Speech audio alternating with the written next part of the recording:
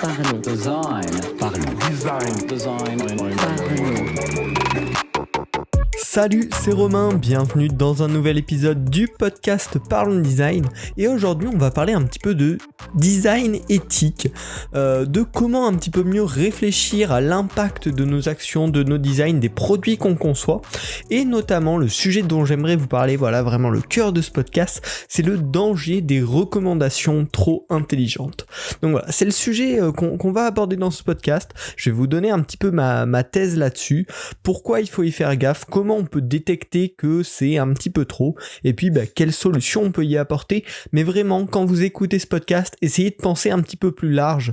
Moi, c'est un sujet auquel je réfléchis depuis longtemps. Voilà, je l'avais noté dans les idées de podcast comme ça, je me suis dit qu'aujourd'hui c'était le bon moment d'en parler, mais l'idée derrière ce podcast, derrière ce sujet un petit peu précis, c'est de bien transmettre ce message que, en tant que designer, on doit comprendre et analyser les impacts de ce qu'on conçoit, les impacts de nos produits, donc que ce soit en termes de vie privée, en termes de business, en termes... Voilà. Vraiment comprendre et analyser ce qui se passe, et là notamment comprendre et analyser un petit peu les impacts sociétaux. Alors à l'échelle de petits produits, l'impact est relativement faible en général, mais quand le produit va grandir, plus il y a d'utilisateurs, plus l'impact est important, et même sur des petits produits, ça peut être intéressant de dès le départ bien réfléchir aux potentiels impacts sociétaux que le produit peut avoir. Et tout ça, comprendre tous ces impacts, comprendre ce que ça va changer, c'est pour moi une partie de ce qu'on peut appeler le design éthique, réfléchir bien à comment va impacter notre produit, comment notre produit va impacter la vie de l'utilisateur. Donc voilà, avec ce podcast, avec ce sujet, c'est vraiment l'idée que j'aimerais vous transmettre. Donc quand je vais vous parler de ce sujet, n'hésitez pas à le penser un petit peu large. Et donc le but, bien sûr, tout ça, ça va être de savoir ensuite, de trouver, de proposer des alternatives et des solutions pour une meilleure expérience utilisateur, tout simplement en bout de chaîne, hein. C'est ça le but. C'est trouver les problèmes dont l'utilisateur ne s'aperçoit peut-être pas dans son utilisation quotidienne, mais qui nous, avec une vision plus large, on s'en aperçoit et du coup on va faire ce qu'il faut pour le corriger. Donc pourquoi pour ce sujet je voulais parler notamment des recommandations trop intelligentes, parce que dans le monde d'aujourd'hui c'est réellement un problème qui nous impacte tous au quotidien, et justement d'une manière assez sournoise. En tant qu'utilisateur au quotidien, on s'en rend pas du tout compte.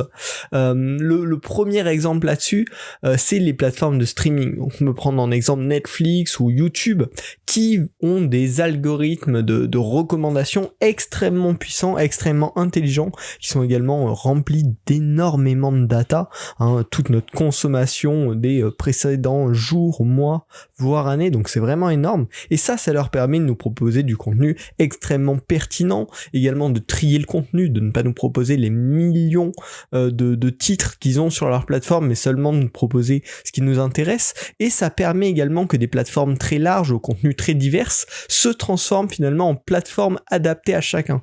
Chaque personne qui va aller sur Netflix ou sur YouTube va avoir son Netflix, son YouTube qui correspond à ses attentes par rapport à la plateforme, et pas le Netflix ou le YouTube de tout le monde. Donc ça, c'est bien sûr des énormes avantages de tous ces algorithmes de recommandation extrêmement intelligents. Par contre, derrière, il va y avoir des vrais problèmes. Notamment, si on parle de Netflix, il va y avoir un petit problème de monotonie du contenu. Si ça fait longtemps qu'on utilise Netflix, qui nous recommande toujours les mêmes types de séries, mêmes types de films selon ce qu'on a regardé, moi, c'est quelque chose que je ressens, que des personnes autour de moi m'ont dit qu'ils ressentaient, c'est l'impression de revoir finalement toujours un petit peu le même type de contenu.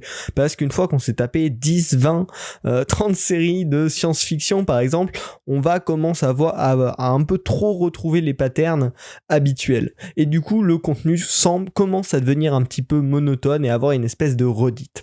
Mais bon, ça c'est un petit problème en soi. Derrière, il y a surtout une question de fermeture d'esprit. Si on voit tout le temps les mêmes contenus, si on nous recommande tout le temps les mêmes type de contenu, on va s'habituer énormément à ce contenu, au fonctionnement des histoires, à la mise en scène, et du coup on va plus finalement avoir l'habitude de voir des choses complètement nouvelles, des choses complètement diversifiées qui nous donneraient de nouvelles idées, qui stimuleraient notre créativité, et finalement notre esprit va un petit peu se fermer, enfin du moins l'esprit des utilisateurs.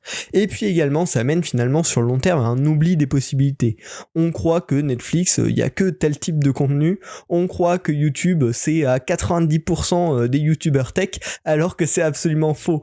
Et vu qu'on est enfermé un petit peu peu dans ce moule-là, on oublie tous les autres contenus très divers qui changent tout à fait de nos habitudes, qui sont présents sur ces plateformes, alors que c'est un petit peu dommage.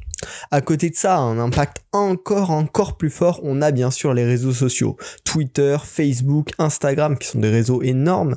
Donc encore une fois, là, ces algorithmes de recommandation, ils permettent de diffuser vos messages de manière la plus pertinente possible, de les envoyer, de l'afficher aux utilisateurs qui sont censés être intéressés par ce contenu.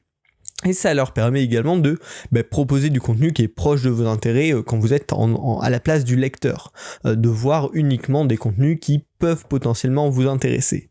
Mais là encore, il y a un gros côté noir, un côté vraiment sombre, c'est que du coup, on va faire beaucoup moins de découvertes complètement originales, parce que ça va être des découvertes, des petits décalages par rapport à ce qu'on a déjà vu, mais ça va rester dans notre univers. Et surtout, vraiment, le gros problème, c'est que ça va nous enfermer avec des gens qui pensent comme nous. Ça, c'est un problème déjà au niveau de la créativité, mais c'est surtout un problème à plus grande échelle au niveau politique, au niveau de la façon dont on voit les choses, dont on voit le monde. Si on est enfermé qu'avec des gens qui sont d'accord avec nous, bien sûr ça va nous enfermer dans ce modèle-là, et c'est vachement dommage, encore une fois, pour ce côté ouverture d'esprit. C'est plus remarquable quand on parle vraiment de politique, de choix importants, mais voir le même contenu tout le temps, ou le même type de contenu tout le temps, ça met en place cette même fermeture d'esprit qui est vraiment dommage. Donc on voit vraiment qu'il y a des énormes downsides sur ces algorithmes de recommandation qui sont pourtant très pertinents, très malins, et qui permettent un contenu plus pertinent au quotidien. Également, dans d'autres cas un petit peu moins majeurs, on va dire, un peu moins existants, on peut imaginer une application de course qui va vous recommander de nouveaux produits, mais qui va vous recommander de nouveaux produits qui correspondent que à ce que vous avez l'habitude de prendre. Donc si vous vous alimentez relativement mal, on va vous inciter à vous alimenter tout aussi mal. Donc c'est un petit peu dommage. Si vous êtes le product owner d'une application de ce type, ça va être dommage de ne pas peut-être aussi également essayer de pousser un petit peu vos utilisateurs vers une nourriture plus saine. Également pareil avec une application de musique, si on vous joue que de la musique qui correspond au style que vous écoutez tout le temps, vous allez rater 95% de la bibliothèque musicale disponible, alors que peut-être qu'il y aurait des choses qui vous intéresseraient au fur et à mesure de votre maturité. Il y a des styles qu'on n'aimait pas forcément, qu'on apprend à aimer. Et donc c'est un petit peu dommage de s'enfermer justement que dans de la recommandation pertinente par rapport à ce qu'on aimait il y a 10 minutes, il y a 1 an, il y a 5 ans ou il y a 10 ans. Ça nous enferme dans ce moule au lieu de nous permettre d'évoluer. Donc finalement, en tant que designer, qu'est-ce qu'on peut faire à ce moment-là ? Déjà la première étape, ça va être d'identifier qu'il y a un problème. Où est ce problème ? À qui, pour qui apparaît ce problème ? Donc, bien sûr, ça c'est le premier point, et c'est pour ça que j'ai pris un exemple un petit peu large aujourd'hui sur ce podcast pour le danger des recommandations trop intelligentes par exemple, mais ça peut être un problème tout à fait différent avec votre produit. Et ensuite, l'idée, par exemple dans le cas des dangers des recommandations, ça va être d'introduire une part de recommandations aléatoires, 100% aléatoires ou mitigées, un petit peu influencées par les intérêts, mais pas forcément qui va dans le même sens. Par exemple, si on parle d'opinion, pour contrebalancer en fait tout ce contenu qui va dans le sens de l'utilisateur, avec une part de contenu non choisi ou un petit peu plus subversif par rapport à son modèle de pensée habituel. Donc là, c'est la solution au problème des recommandations. Mais si vous identifiez un autre problème avec un impact un petit peu sociétal comme ça dans votre produit, il faudra trouver la solution adaptée. Pour terminer sur ce danger des recommandations, le souci un petit peu psychologique, c'est que l'être humain en général, il aime être conforté dans ses idées. Donc s'il pense quelque chose, qu'il voit un contenu, 2 contenus, 3 contenus qui pensent comme lui, bien sûr il va pas vraiment réfléchir, il va se dire j'ai raison. Et donc par contre s'il voit un petit contenu au milieu de tout ça qui lui dit non t'as tort, on va plutôt avoir tendance